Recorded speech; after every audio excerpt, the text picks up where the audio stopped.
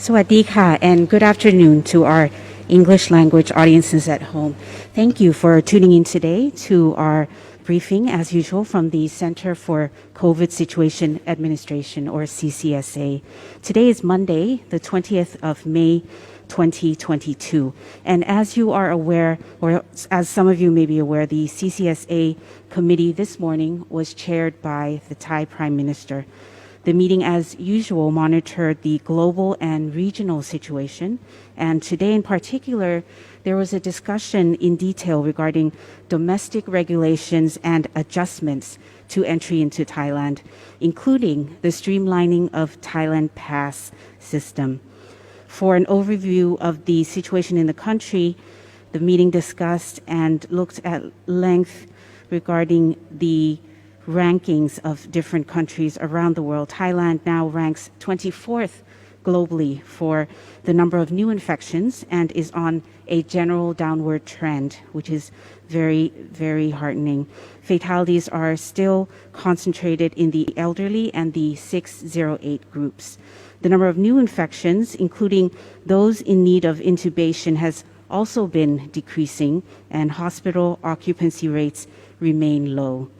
As COVID-19 is now entering its endemic phase, very happy to note that in Thailand, the Ministry of Public Health has issued a new set of recommendations on public health measures for those who are not considered high-risk contacts.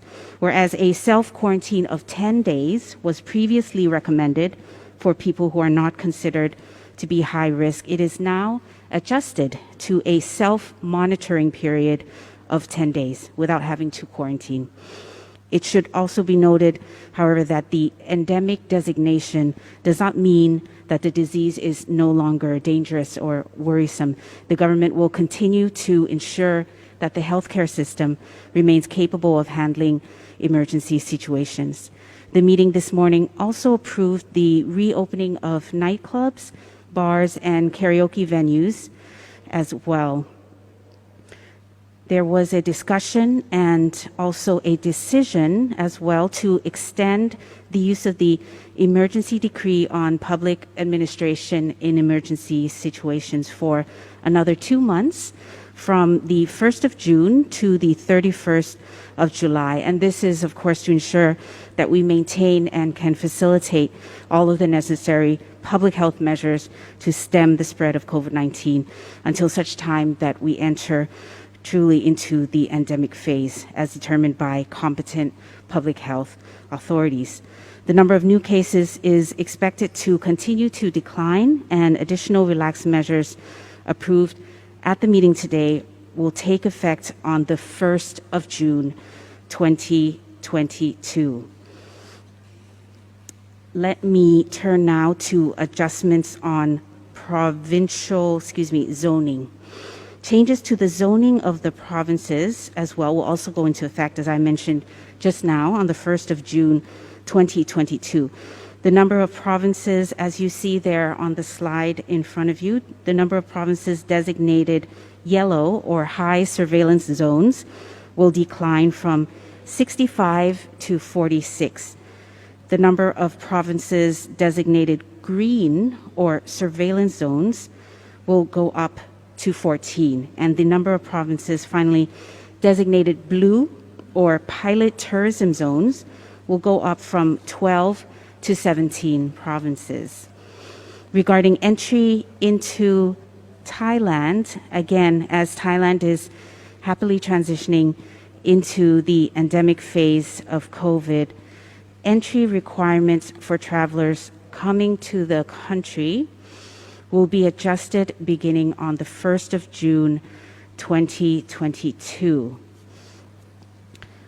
They will include a streamlining of the registration for Thailand Pass, and thank you very much to my team for getting that slide up there so friends at home can follow what is going to be streamlined. And really, it has been made simpler, more convenient, and faster.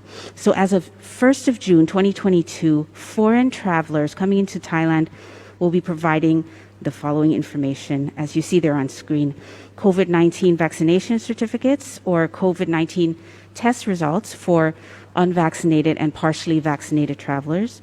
The second, a minimum of $10,000 equivalent travel insurance that covers medical expenses related to COVID-19. And third and last, a copy of a valid passport.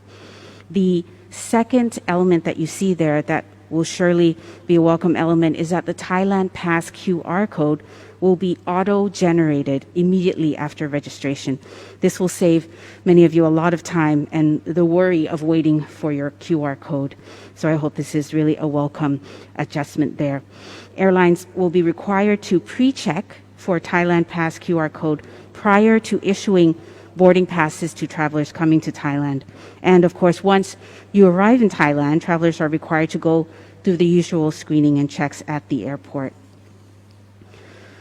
Another element that I would like to draw your attention to that will also help streamline the Thailand Pass process is that starting June 1st, again, Thai nationals will no longer be required to register for Thailand Pass. Thailand Pass effectively will function next month as a pre-arrival registration for our foreign friends.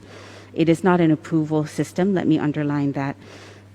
And therefore, foreign visitors, please make sure to upload the correct documents and also carry them just in case you're required to produce them and show them for verification.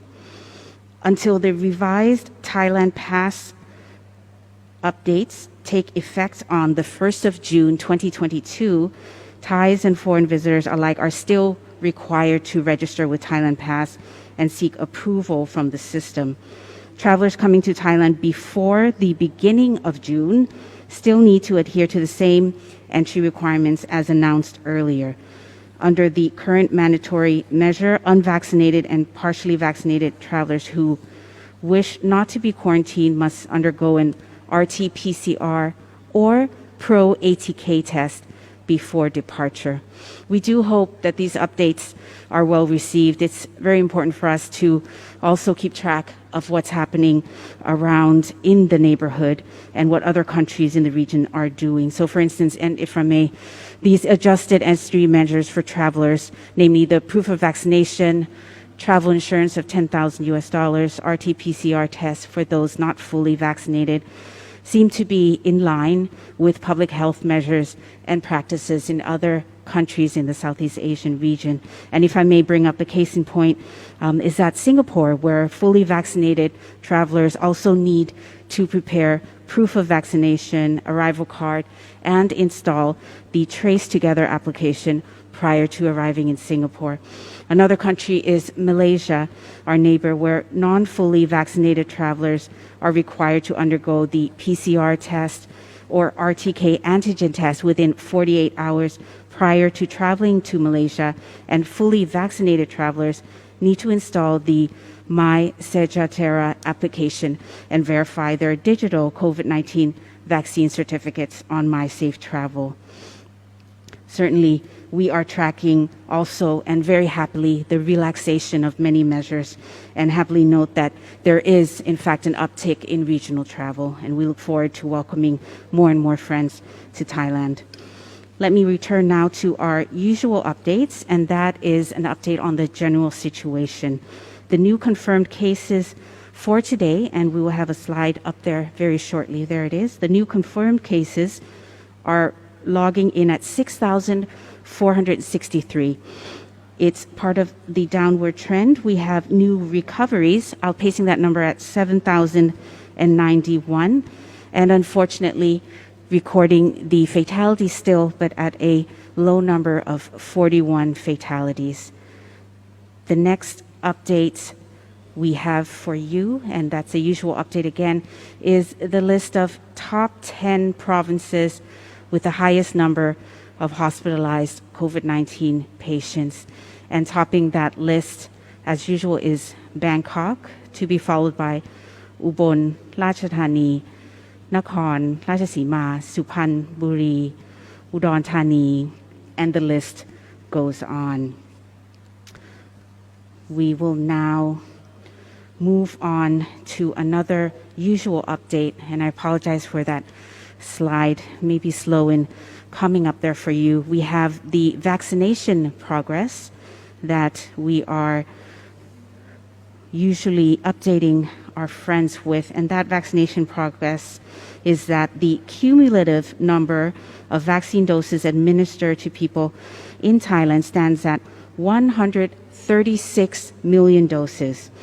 The total number of first vaccine doses administered up until now amounts to 56.5 million doses, which covers 81.3% of the total population.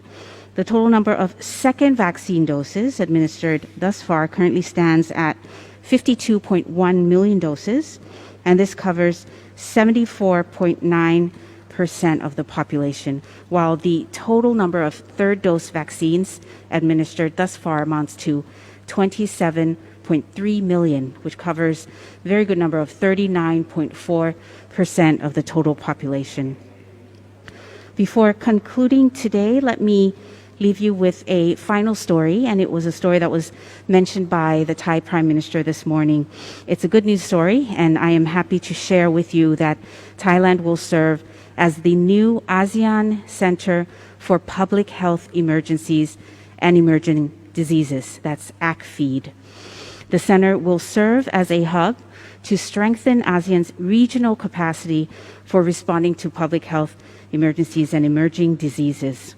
If COVID-19 has taught us anything, it's that we need to really firm up regional capacity to fight pandemics. So this is really a good news story that we wanted to share with our audiences today. That's all the updates I have for today.